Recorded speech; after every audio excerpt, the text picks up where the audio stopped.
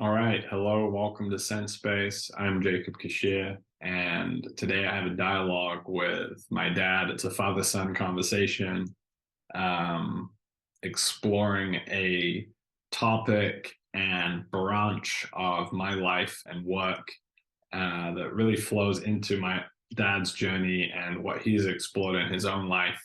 It's the question of ancestral trauma, intergenerational healing, and the impact of war, what it means to grow up as the son of somebody who lived through war, who fought in war.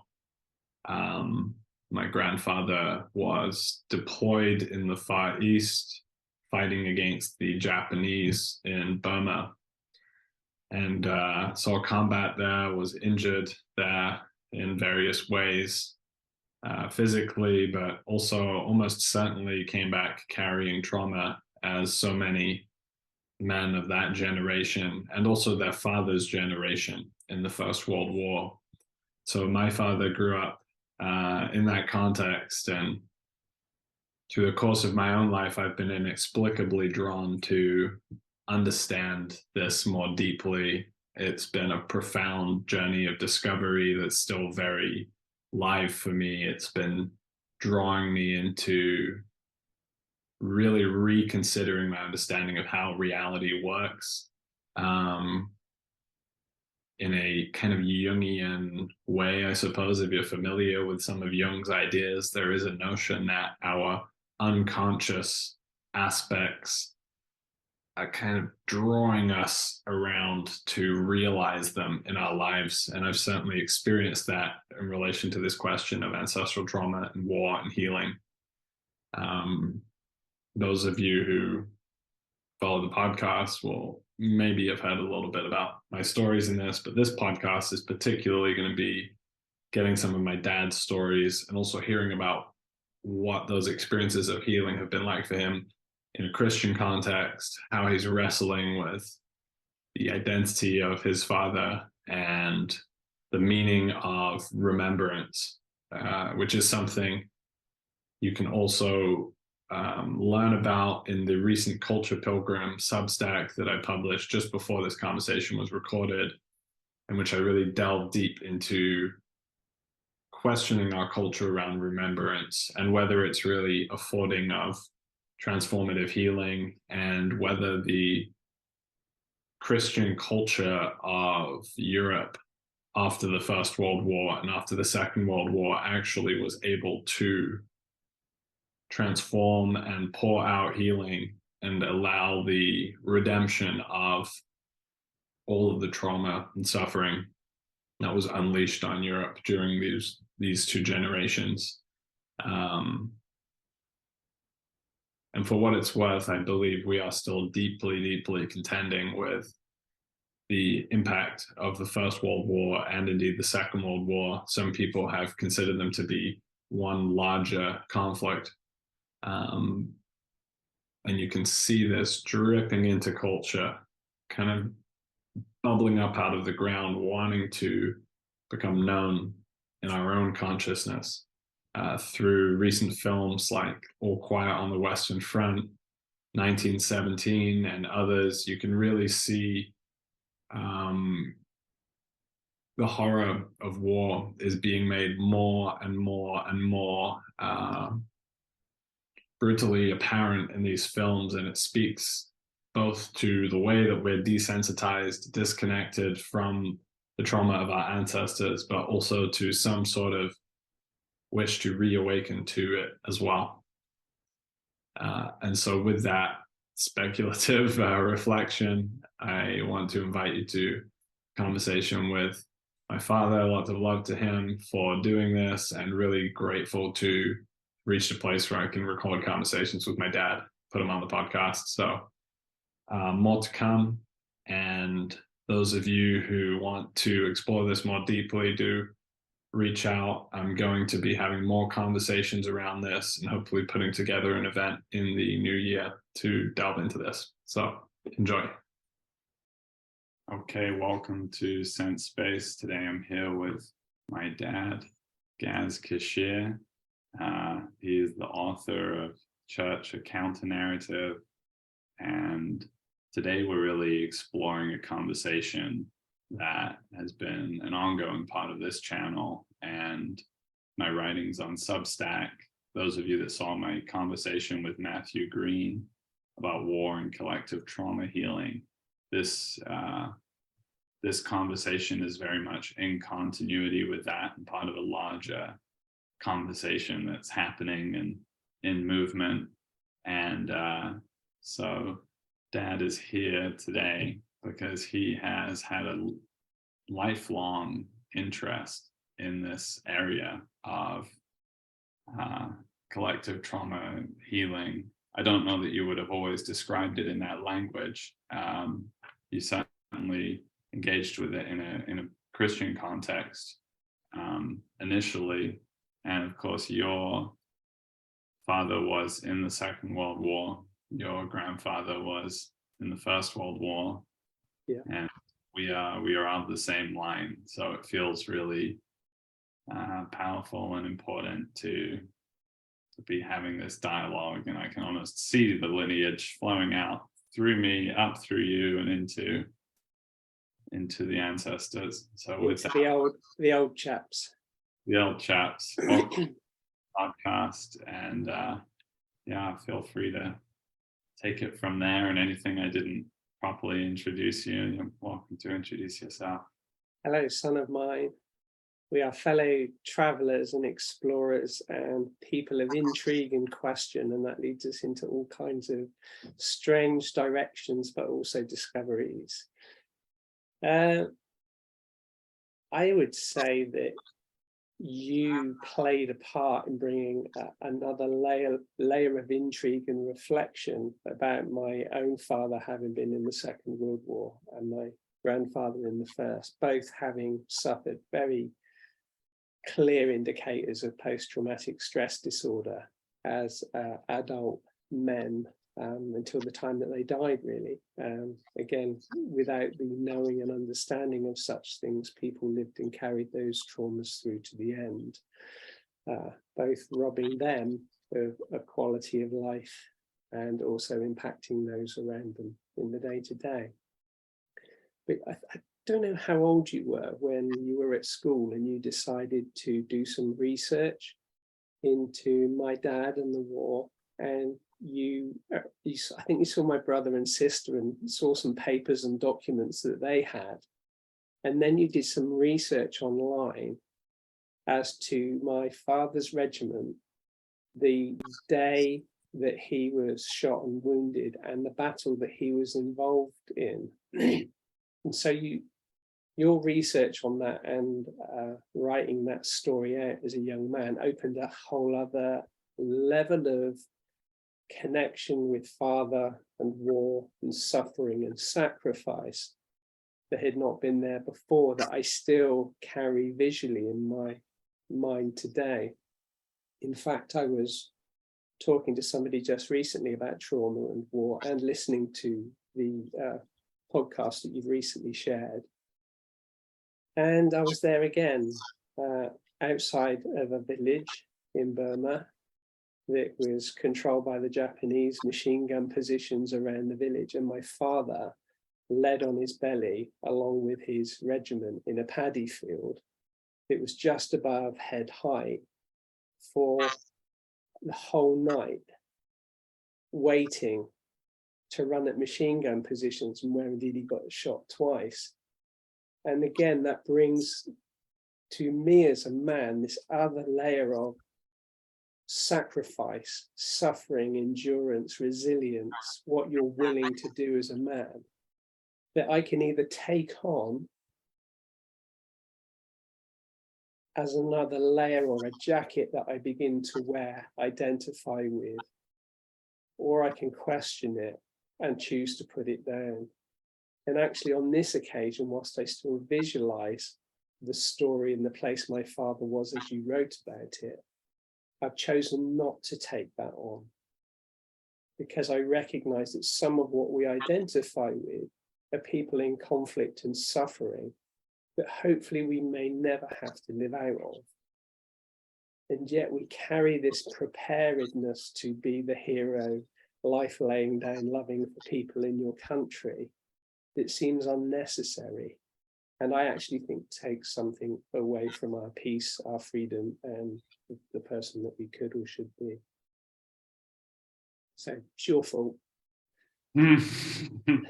Yeah, I think I was probably in about year 7 when I did that bit of research, and I think I read it a couple of years ago, and I wasn't super impressed, having, gone and done a history degree and everything. My year 7 research report wasn't much, but it was enough to stir some things to awareness, and I guess bring you closer to that immediate context in your imagination. And maybe you can just say a bit more about that context. What was that? If you were to just sort of tell the story as far as you have the pieces together. And whether that starts with your dad as a young man, or indeed it starts with his dad, I'd leave up to you. But I'd like to start with the intrigue.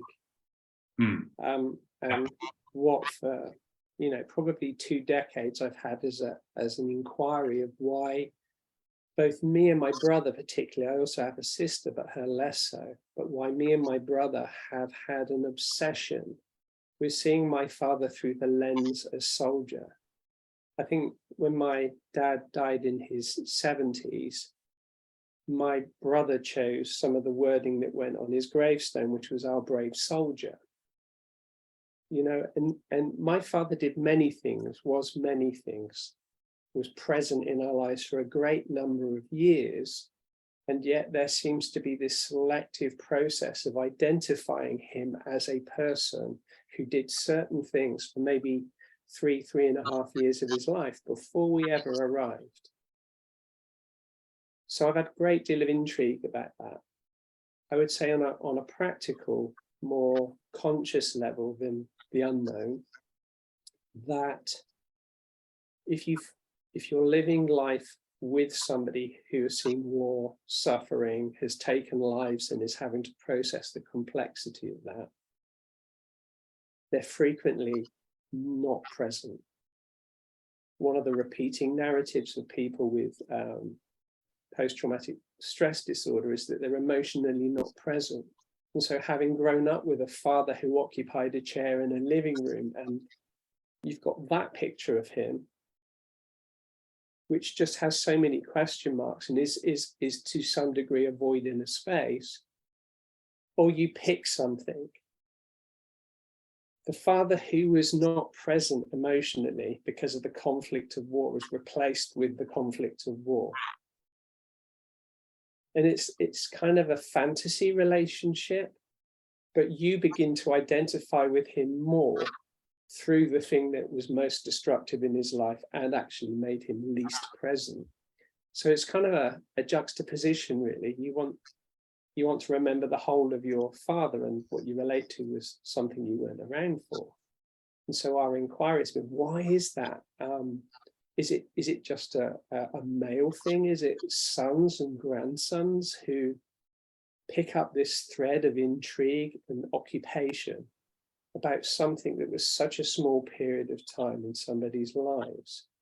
Is that conscious, unconscious, or is it something actually as deep as our DNA that even led you as a young man at school to go on that journey of exploration when none of our other children did? And it's remained a present narrative, a present exploration. There is some substantive research that now accepts something called transgenerational trauma, that for the children and grandchildren of those people who have been in and experienced war, we are affected at a core level. I don't fully understand what that means yet, but I would say that I have lived with that, and perhaps I'm still processing my way out of stuff that was never mine in the first place. Such is the nature of secondary trauma, which I work with around those who are working with refugees. It is the refugees who have had that trauma, and yet even in the hearing repeatedly of those stories of trauma, helpers, workers, carers begin to have their own experience that becomes their own trauma.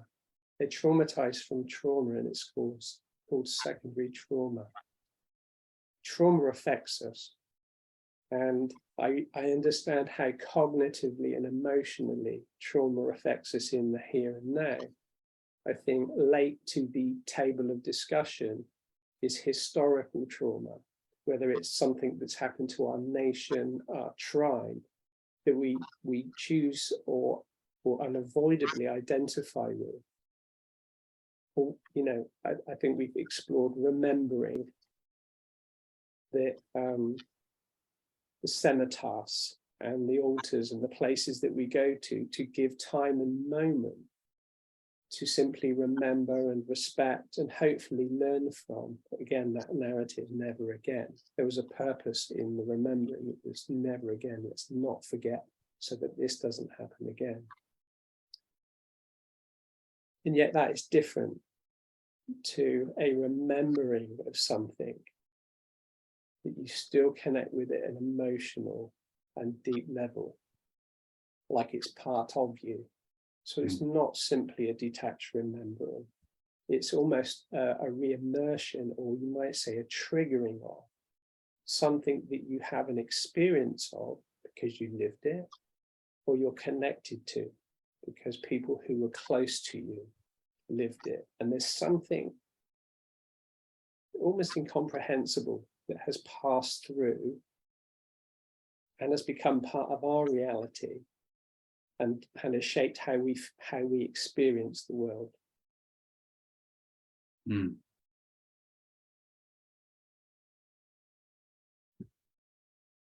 Yeah, I guess initially when I started writing that piece that we read before this and that went out today on remembering and remembering, I think I started out almost in more reaction to the traditional remembrance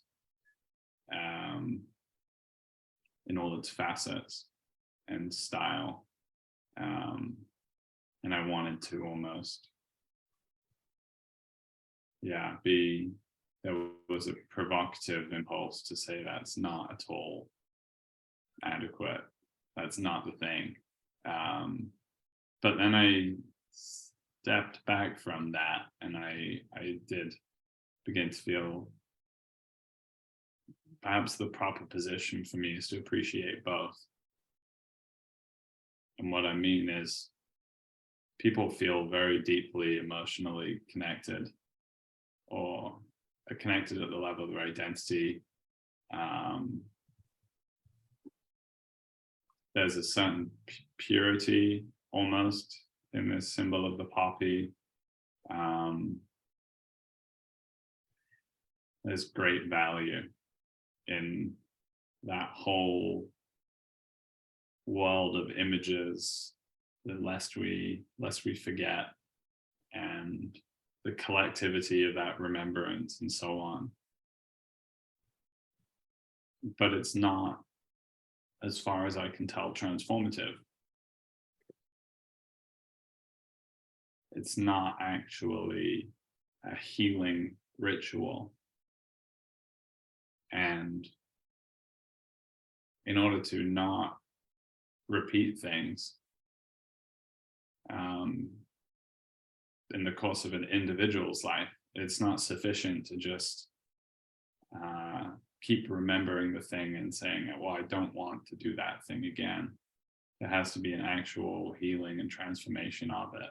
So there's this other world that's opening up that I've stumbled into, and you've stumbled into, and other people are also stumbling into. And some people are creating systematic, well-held ritual contexts for that healing process to happen, in which it's not this kind of conservative remembrance. It's becoming deeply present, almost in a mystical level of presence with one another, that those unhealed aspects can come to the surface and be released.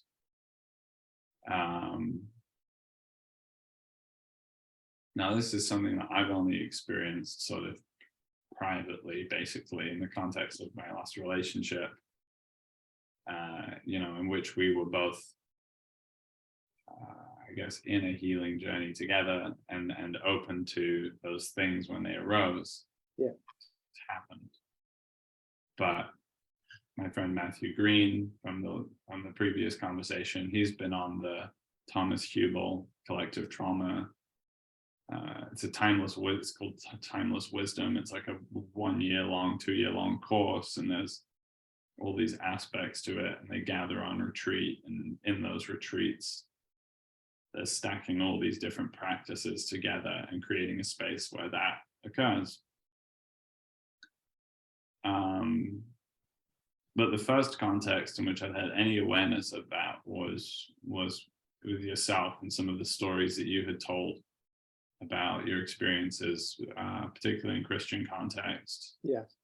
And things like people going and sort of praying for particular places to be healed, or you being, I guess, inexplicably drawn to go to Germany, and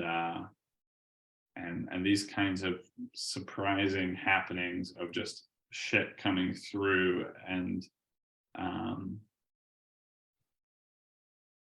like what is that for somebody who's never had it? Like, most people are in this remembrance context. There's not really, I think for most people, there isn't an awareness that this other thing is a possibility, and what that means.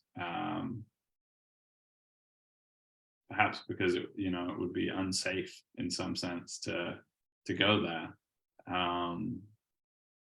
and it's not somewhere that you can go at a conceptual level. It's a personal.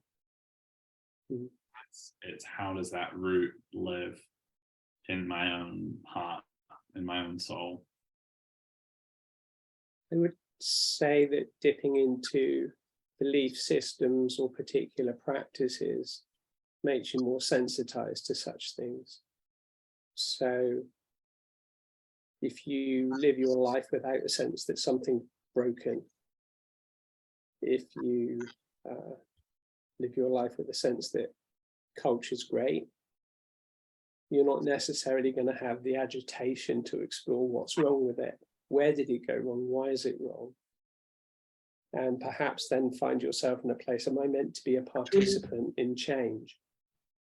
Am I meant to make a contribute here through what I think, feel, or observe?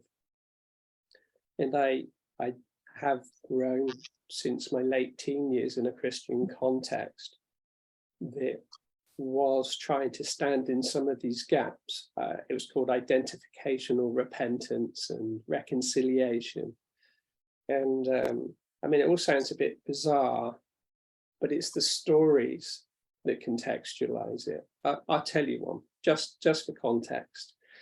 I had a group of people that I was aware of who felt some desire to explore the old crusade routes. And of course, one thing is when you achieve your objective, but you've spent years journeying there, and because you feel like you're on some legitimized Christian endorsed by the church mission to do something for God, you're traveling on these routes, and every time you come across a community of Jews, you're killing them, because in your head, they killed Jesus. So there's this bloody, murderous mantra that you're on a mission for, and that's what you carry with you on the journey. And this bunch of weirdos with a support vehicle who are walking this route will come to a synagogue and say, oh, hi, we're here to say sorry for shit. And they're like, what? Sorry, I mean, what? We identify that it was Christians who came before her, murdered some of your ancestors. And I don't think anyone has ever stood in that gap and place of acknowledging this. So you've never had an apology. And this rabbi says, we've been waiting hundreds of years for you to come. He's not speaking from his consciousness. He's recognizing that his own people carry their own wound, historical attrition. And so in that moment, he's standing in a gap of recognition. Yeah, you did some nasty shit to my people. And these other guys are saying, we recognize our people did that nasty shit to you. And whatever wound is still remaining open in the psyche or deep in the being of your people, we hope that our ownership and recognition of that can play a part in slowly closing it. It's basically, you know, in a normal relationship, when somebody does some nasty shit to you and doesn't own it and apologize from it, that wound stays sore and remains open unless you find your own means to close it regardless. It just carries on. And somewhere in there is an anticipation or a hope that somebody's going to own that. That person's going to recognize they did wrong to you. And all of this we know contributes to closure and moving on and a restoration of wholeness. I think that exists on the macro level and in whole cultures as well. So the rabbi says, yeah, we've been waiting for you for X hundred years, and receives them. And there's some words exchanged, and they do some formalities of repentance and receiving that repentance. Obviously, this is all rubbish unless there's some fruit.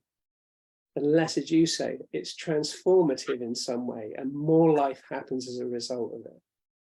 So they continue their route and they come to another synagogue and there's a party, there's a reception waiting for them because the rabbi a few hundred miles up the road has contacted other rabbis and basically said, I don't know what's happened, or what this is about, but something has shifted, something has changed.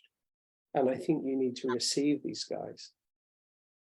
So even within that moment, something has shifted and is being celebrated. Finally, we might get to repair some historical damage. I'll shut up on this story in a minute, but it's just a symbol to kind of contextualize what you can't say is facts necessarily. We know that there's some trauma that happens to the brain and we can do an MRI and we recognize that that's a real thing. This is contextual story. And as I say, what's the evidence as a result of this that changes occurred that made it worthwhile? As they have a breakdown, the vehicle seizes, they can't have the support vehicle, so they get it towed to the nearest town, which is a port, and they're stuck there. And the guy who's administrating the trip is on the phone, got his laptop out in the lobby of the hotel. And a guy is listening with intrigue and saying, what are you guys up to? I'm just sorry, I was listening in. Said, oh, you know, we just feel this sense that we should come and take some responsibility for what's happened collectively at our hands. And wow, I said, that's strange. He said, this is where so-and-so set sail on the Crusades. They actually came through here and they stood just outside here on the harbour side and all lifted a glass saying death to the Muslims and death to the Turks. And they're like, what? Well, that's just crazy shit. And so they, in turn, stood there in representation and seeking closure of potentially a historical open wound and said, with a communion cup, life to the Muslims and life to the Turks. As I said, this is all rubbish, but people generally don't get out of bed and choose to walk across continents unless there's some strong conviction that's surfaced potentially through their own generational line, then maybe I can stand in the gap for something and close a historical open wound. In that context, talking to somebody about transgenerational trauma, and they're saying, so my dad was a soldier in the war. I've lived around him, so I have my experience of his trauma. Am I carrying a generational trauma now? Has my bloodline been impacted by that? Well, that's crap. That's rubbish. That's awful. So my kids are going to suffer because of that. And I said, no, because your recognition of it, your willingness to hold it, severs that, in my view, because otherwise it becomes a transgenerational curse. And that's just awful. And I think part of the nature of our discovering this, talking about it, is in some way, I'm sorry if this sounds too Christian, but lets the light in on something that's had the doors closed, that's remained in a corner. And I think our awareness of it, our willingness to say, whoosha, if any of this is on me, if any of this is impacted me, if I don't even know that I'm carrying it, I don't want it passing on to my kids, but actually, I don't want to carry it. And I think you begin, like you saying, in a relationship, you were open to such things, and because you experienced some unexpected healing and release of emotions that you could place on some historical narratives. It wasn't your shit, It's something we're still trying to understand, but I myself would identify that other than growing up with a father and the deficit of him being there emotionally, there's some funky stuff that's gone on that has caused us to read into a very short period of extreme trauma in his life and identify him through that lens. That's the cognitive and it's rational. But I also think at a core level, there is an over-identifying with his experiences that were his experiences, but we are living out of the ripples and the shadows of, and they affect us in unhelpful ways through anxiety, stress, withdrawal, anger.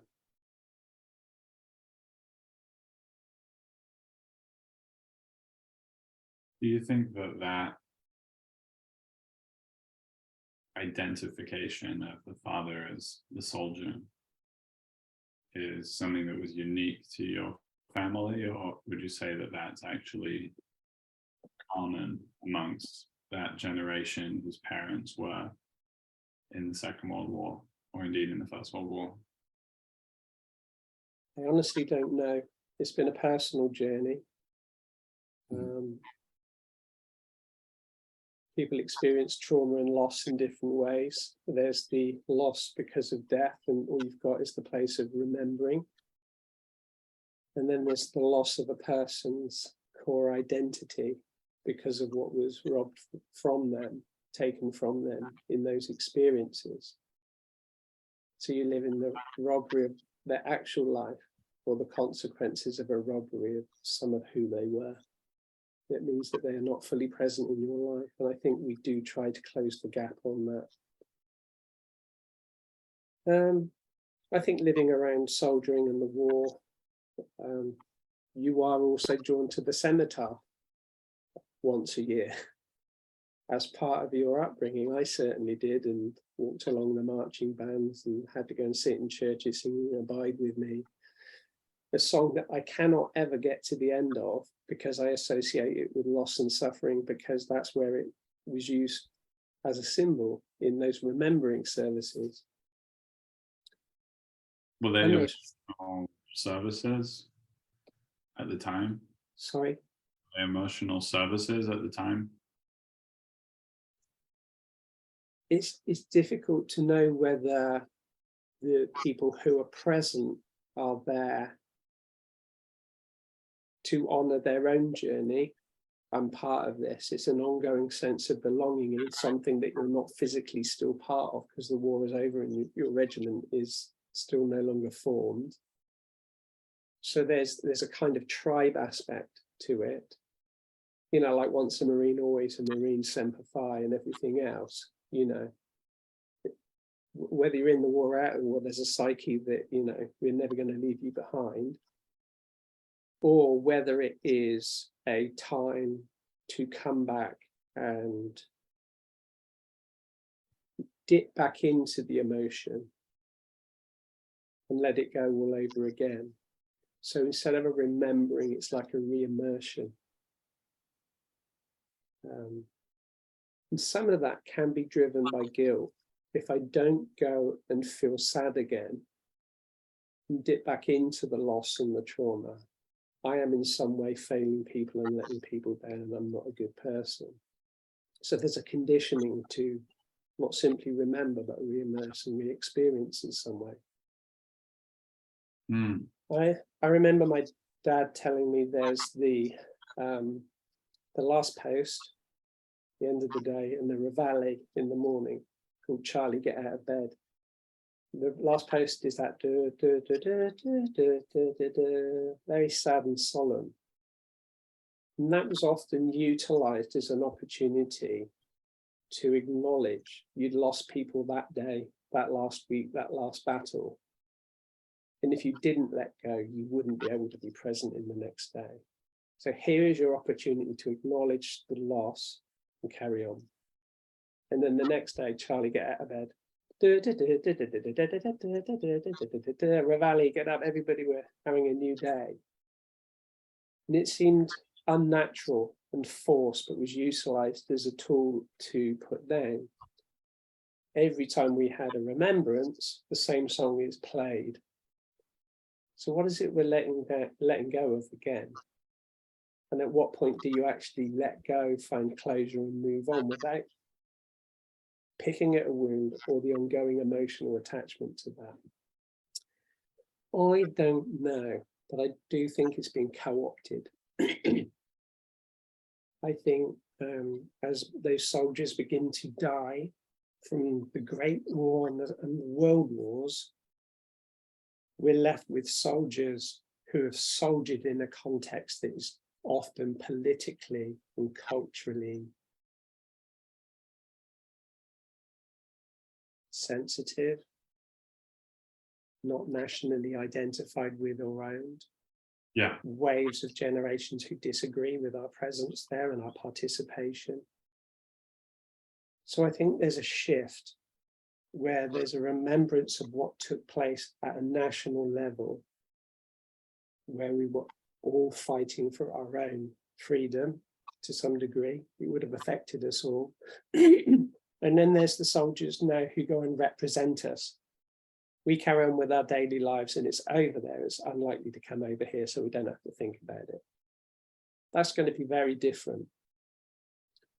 And I think what I'm identifying is the cenotaph and these structures have a veneer and a layer of patriotism attached to them now. Nationalism, even. And I think we're trying to appease the fact that we knew who we were when we were the dominant force in an empire that the sun never went down on. Who are we now? And again, we've withdrawn from Europe. So in some respects, we're lesser, but who are we? And I think war and soldiering for some is now identified with far more through nationalism, patriotism, than it is remembering. And I don't know what that means. Can I ask you a question? Wow. Dipping into the unknown. Why do you think you took an interest in grandfather and great-grandfather war sufficient to pick that as a topic to explore and meet with family members and write about? What do you think was behind that, if anything?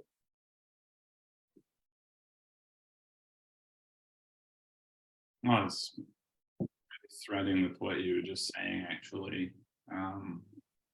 Wanting to know thyself, wanting to know yourself collectively, individually, seems to be the core thing. Obviously,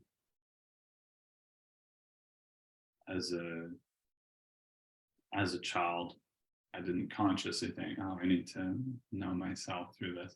And certainly even as an adult, I think most people, a lot of the time, we're not fully conscious of why we're drawn to something. But we are, inexplicably.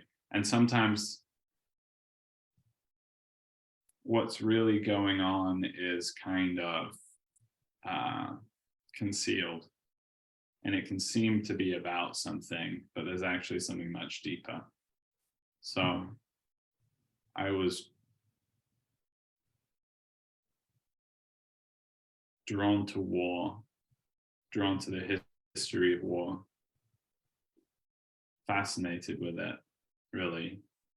Playing with soldiers, watching war films, playing war games,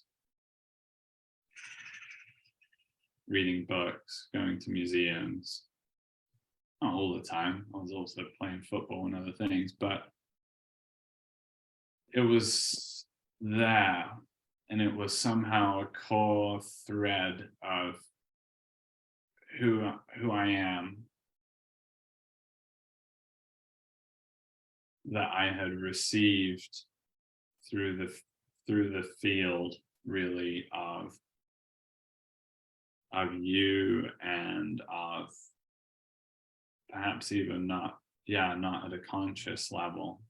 And so I think it's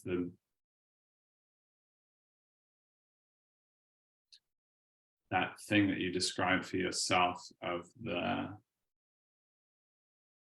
strong identification or over-identification with the soldier. Yeah. That then, like, there's something bound up in that. The trauma is bound up in that. And so it's like we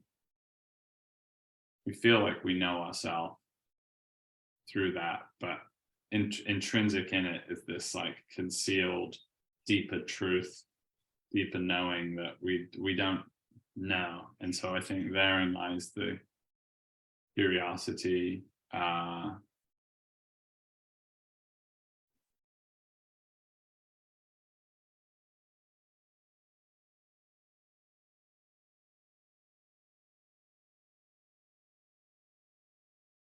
and I think that's also what's drawn me to history, and it, more broadly in my life, is this desire to know myself through it, to know myself through the roots, to understand where I've come from. I've got going through my head. My dad was a soldier. Yeah, but was he your dad? And I mean, was he able to be present as father as you would have hoped? Or the part that you now focus on is the reason for the many deficits that you experienced? And anyone who's lived around people with PTSD, it's not just the deficit of what you need at your core that they should be providing.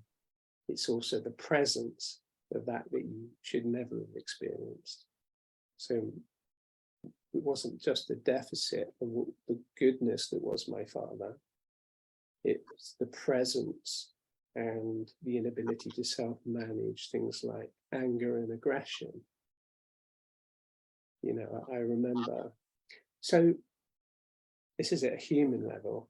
My dad is in hospital again, having had remission from leukemia, and he's in his final days. And I said, what was I like as a as a kid. And he said, "You was an absolute bastard." And I kind of laugh it off. But when I marry those two journey stories together, I was an absolute bastard because I would look for any reaction from you, even if it was a bad one, because a bad response was better than you not being there or not being present. So even that aspect of his journey had affected my own by being a little bit of a shitbag. So I couldn't feel bad about being an arsehole. I would rather not have been that, because I was able to have a relationship with my father that any kid would want. Should I share a little bit about the mystical stuff? So like you've had some experiences and had stuff come up and you feel you've transitioned and let some stuff go. Yeah, before we do that, yeah, I feel like I was present to your PTSD of his PTSD. Probably, yeah. And almost so certainly. As much as the buck stopped here, the buck didn't fully stop here. And Yeah. I think probably it never totally does. So his monumental absence and disassociation led to you experiencing some perhaps lesser degree of absence and disassociation. Just sort of, Yeah. you know, everybody zones out, but you zoned out more than most people. And I went to Guatemala once, which then became the metaphor. I'm sat at the table and you're saying, where's Dad gone? He's in Guatemala. Like I've zoned out to another country. yeah. Well, that's quite fitting though, isn't it? Because it's a faraway jungle. There you go. That's where your dad was in some way. Oh. I think that's very true, Jacob. I think not only do we pick up from what is modeled to us, emotional absence, therefore we don't learn or draw from those wells how to be emotionally present. We have to make it up as we go along. As you say, you get to experience a progressed version, but it ain't there yet.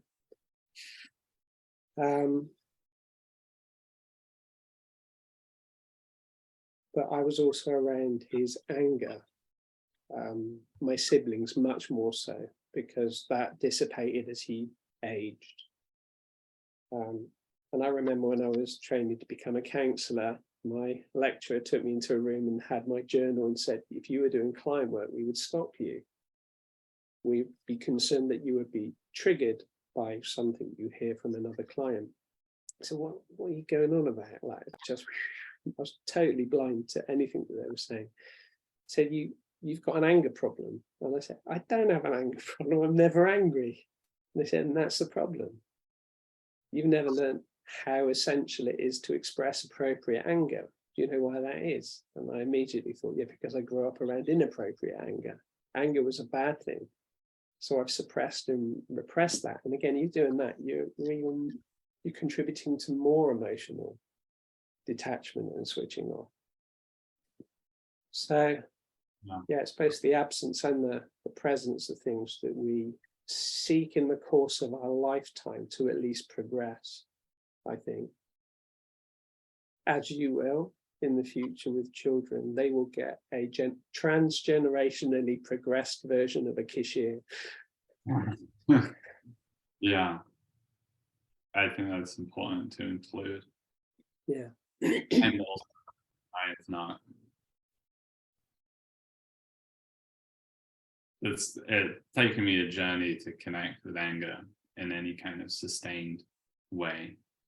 Yeah. Which I don't mean being angry all the time, but my relationship to anger, I was talking about someone about this yesterday, when it would arrive, and it didn't arrive for a long time, but when it did eventually arrive, my relationship to it was to exercise it. And I would perform my own anger exorcism with music and punching pillows, and Yeah. I thought that was progress, because before I wasn't feeling it at all, and now I was really fucking feeling it. But Yeah. the way that I was feeling it was still something I need to pass through and get rid of. Sure. It was only getting to experiences that provoked more of a continuity of connection to anger that I simply could not exercise, that I finally was able to feel it's integrated. Yes.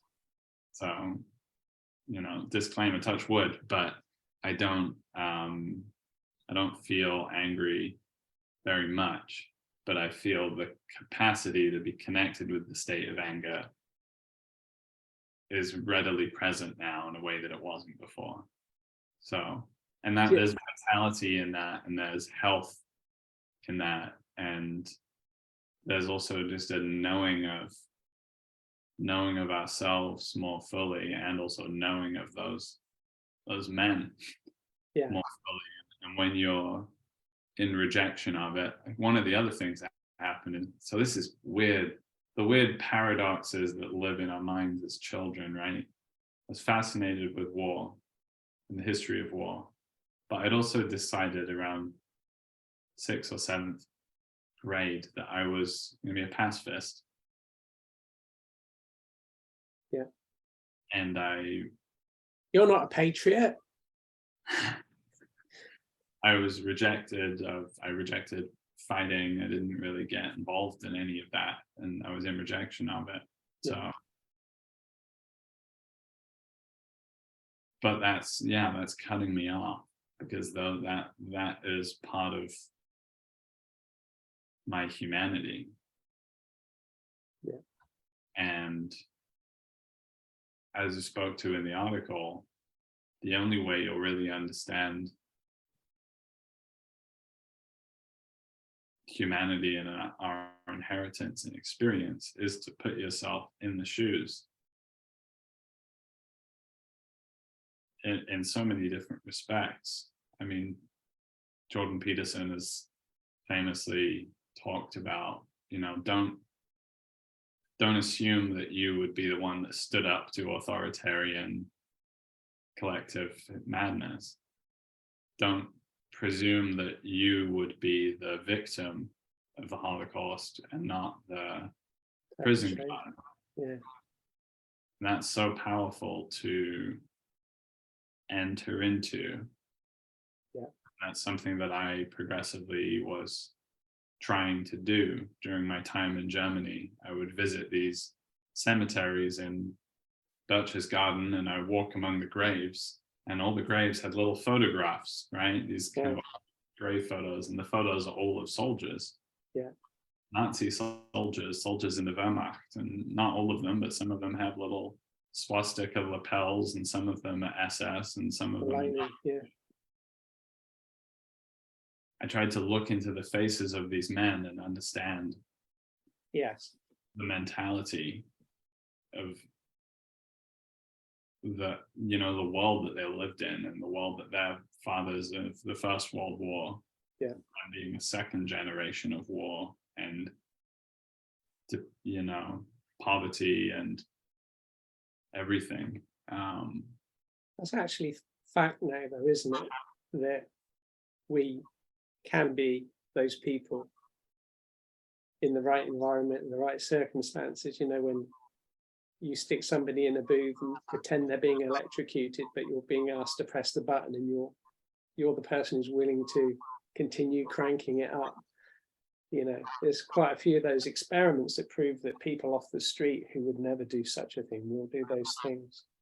And watching a bit of Netflix, and one of the TV shows about a murderer who's also being used as a detective by people, being asked why you were a murderer, and he said, everyone's a murderer. You just need to meet the right person.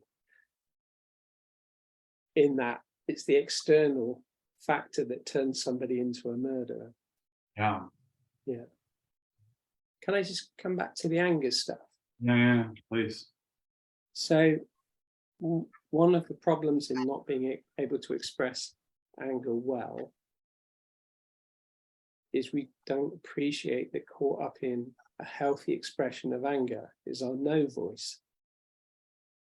And in the absence of our no voice, we are more appeasing. We become yes people and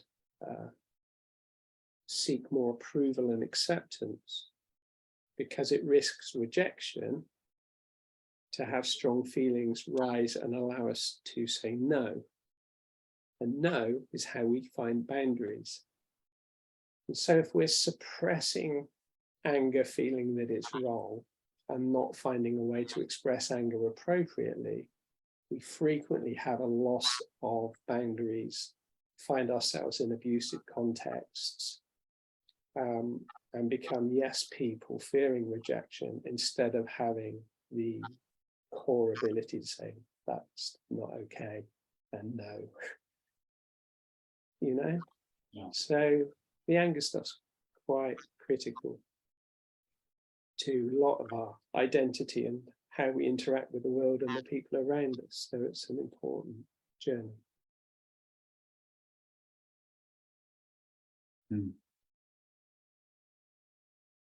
I'm dying to share this story because it's inappropriate, and I like to be inappropriate now. Because I feel awkward about it, because it's in a Christian context, in Christianese, but it was also a critical illumination to my own connection to my father and war. And some people will not have heard the word Christianese. When you become part of a culture, they often have their own language, and learning that language and participation in it is a critical aspect of your inclusion and belonging. So Christianity often has its own language reference points and doesn't help you integrate at all or be a participant in the world successfully, sadly. But Christianity has its own idea of healing and recovery, emotional healing, physical healing, and stuff like that as normative practice. So within a Christian world, we're quite happy to say, can I pray for you? Or I feel that, or I sense that, or I perceive that, which I know would be part of your practices in your worldview of reading situations and people and being willing to be awkward and uncomfortable and say something for the potential benefit of another party. So anyway, I was at a gathering, a Christian leaders conference, and happy clappy singing going on at the front, couple of speakers. This next experience had nothing to do with the theatre at the front and what's taking place there. Guy behind me tapped me on the shoulder. So, can I speak to you? And he brought me out to the gangway and said, do you struggle with superstition? Well, I said, yeah.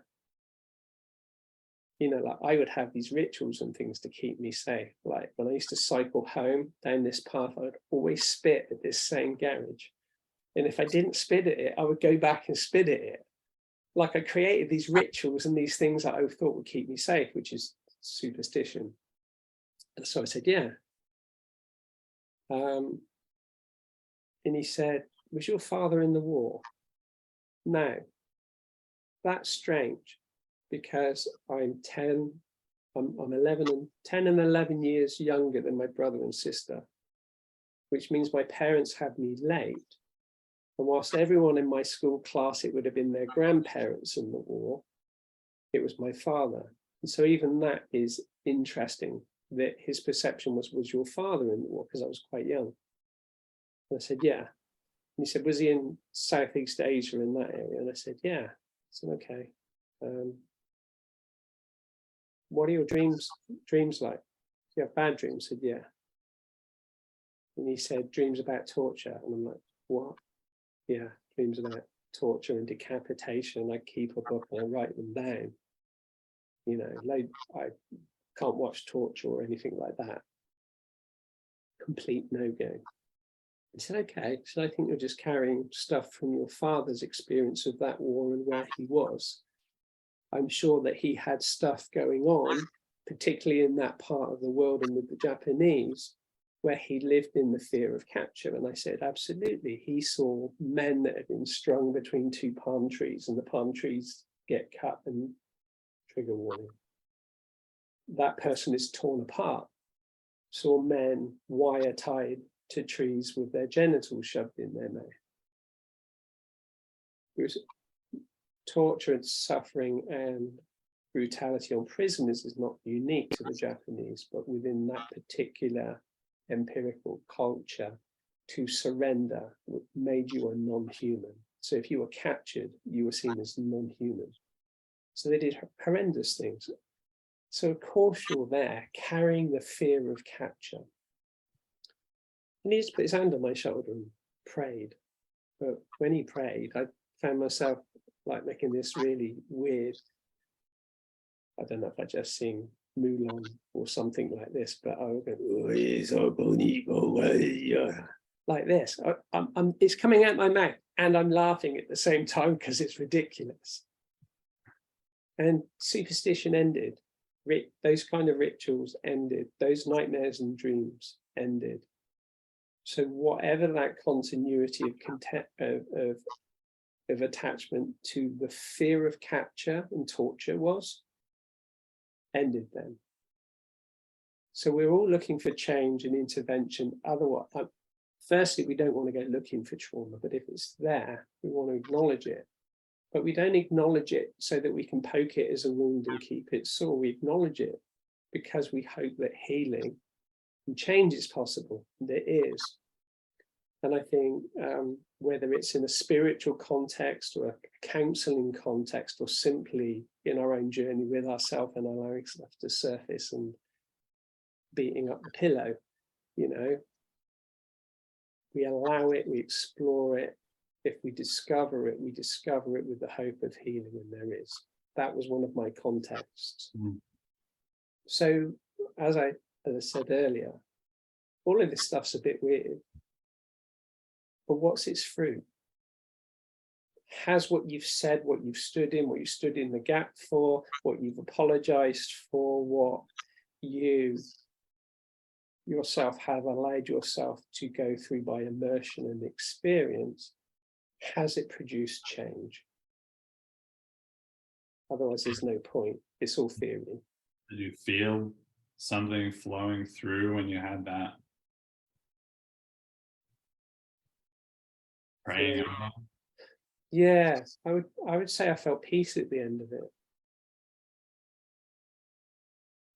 You know, it's a cliche, but it felt like warmth and life and peace.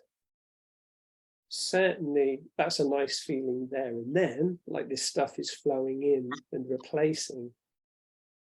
But what's going is fear of consequences without ritual, feeling in a particular way the world is a dangerous and unsafe place. And those are some of the indicators of transgenerational trauma when our previous generations have been through that stuff. Mm. We then, sensitive focal point, but it is one of the metaphors for transgenerational trauma, and some of the children and grandchildren who are in therapy dealing with stuff. Survivors of the Holocaust, Jewish survivors of the Holocaust, particularly in the study, children and grandchildren exhibiting many of the emotional trauma of those people. Fear of safety, the world is not a safe place, anxious, anticipating suffering. Again, identifying this stuff, acknowledging it with the purpose of wellness and more life. Otherwise, there's no point. Mm. It's just stuff. It's just a story.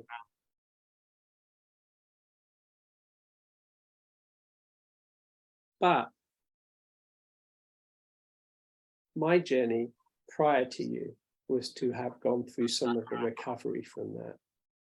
My life past your birth is one of continued becoming, being present, and working out, as we are, how to be a more present father for you now than I was during your childhood. Not that I'm doing that apologetically and making an effort I never did, but because something has changed in me since that time. That when you've sought to knock on my door and say, hey, Dad, be Dad, I'm more able to respond to that and be that than I was then. Because change is ongoing. It's a journey, as they say. It's a journey.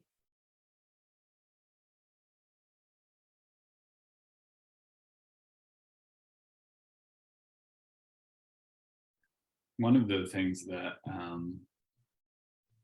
well, thank you for saying that, first of all, and doing that also. One of the things that Matthew had said to me was that, as well as, you know, the inheritance, the trauma, there also can be a kind of strength, or yeah, that there can be a possibility of calling down something good from those men. And that when he was going and giving his talks about his book on PTSD, that he would bring to mind his father and his grandfather, who were Second World War and First World War, and kind of call on their presence to be, you know, with him, supporting him, infusing him. And that was very striking to me, because it's not something I don't feel like I've reached a place of understanding where there is like I feel I've experienced the letting go. Yes. I don't know that kind of pulling down of strength and courage. And I wondered if you had ever, you know, if you find that there is a pulling down of any kind. Yeah. You're touching on something there. In that, as I mentioned before, I identified that this was strongly an attachment of my brother and myself towards my father, and my father was a soldier. I can't speak for my sister, but my sister's attachment was much stronger to my mother. And when my mother was ill and coming towards her last days, my sister was incredibly present for my mother, I think probably in a way that me and my brother were for our father more. I would say part of this experience of all of this stuff that was father means I have not given sufficient space and inquiry to who mother was. Maybe it's a male thing and a masculine thing, that we're drawing more from father and responding more, feeling the deficits more, and eventually, hopefully, we get to a space where we're able to draw down the good stuff. My experience has been, I can't say I'm pulling down the good stuff from dad and granddad yet, because it's that for me is still about sacrifice and suffering. You know, my dad was a good man. I'll draw down from that. I want some of his goodness and that he was liked. But my association is still going to be the guy that led down in the field an entire night in water, shitting and pissing in his trousers probably, and knowing that you're going to get up and run at exposed machine gun positions the next day. there's still too much association with that. And I'm having to work through what's healthy self-sacrifice. Because I'm not in a war, and I don't want to bring that life laying down mentality into hanging out with my mates or working with people around refugees as I do. I want to know where my edges and boundaries are. Running at a machine gun is not edges and boundaries. That's a loss of edges and boundaries and a primal need to keep ourselves safe. So there's an awful lot of conditioning gone through there for you to be willing to die. So I'll get that out of the way. I have too much of an association with the war there, generationally, to know what's left that I can draw down from, other than sacrifice, the willingness to endure and suffer for others. It isn't entirely healthy, but I don't feel I'm living out of that anymore. Okay, let's clear that away. But what's left? I couldn't give you a list, mate. It's a good question. So coming back to the overfocus on father leaves an absence of mother. This isn't a commentary on abortion at all, but my mother, having nearly died giving birth to one of my siblings, was not planning to have any more children. So 10 years later, I'm unplanned surprise, and she was being advised by people to have an abortion. And I know that there is some aspects of trauma about the womb not being safe, and some of the uncertainty in the mother's, do I attach to this thing that's forming and participate, or do I not attach because I'm going to abort? There's all that stuff going on, and there's some commentaries around that. But there was some healing around that, really, that I'm here, and my mother didn't do it. Good, I'm glad that I'm here. Thank you, Mother, for not, knocking me on the head, as it were. 25 years later, I'm feeling particularly bad, low period, and a friend is acknowledging that I'm low and that I'm bad. And says, I can let you leave carrying that, or we can just make some space and process it here. And I trusted this person, and so I did. And I found myself sobbing deeply, just emotional release. It's so wonderful to have friends and people around us who allow us to simply go through whatever you need to go through. I'm here for you. Here's a safe space. That was a gift. And so I'm sobbing on the floor.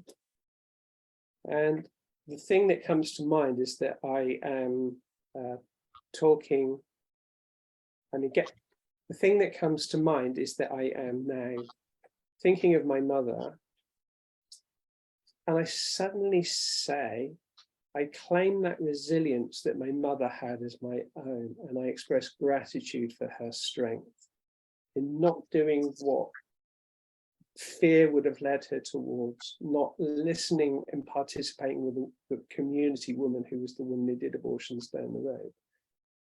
And so from my mother, I find myself drawing down her resilience, her strength, and claiming it for my own. So that's a whole other conversation. And I'm afraid I have to go now. Beautiful. Thank you. Yeah. Thank you for the opportunity to process things out loud that we can't necessarily stick clearly and conveniently into a fact box. I acknowledge that transgenerational trauma is now much more an accepted field that we're still trying to understand. And mostly what I can speak through is my own personal experience of that, and that visiting it, willingness to explore it in safe contexts has been transformational in terms of my sense of peace, worth, boundaries, everything else. Hmm.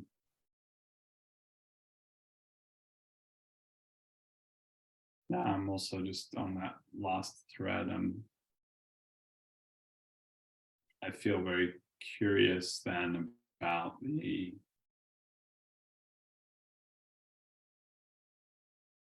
I've thought about the widows of war, but I haven't thought as much about the women who lived with the men, with the trauma for their entire lives, and Yes. all that means. And so that feels like a further thread to explore and consider for me. Yeah, definitely another nutshell to open. But my good lady wife is about to do some English language teaching where I'm sat. So I am going to say thank you for the conversation. I hope that somebody out there listening resonates with it and it's helpful in moving them forward. Thank you very much. And Yeah. cheers. Bye. Bye-bye.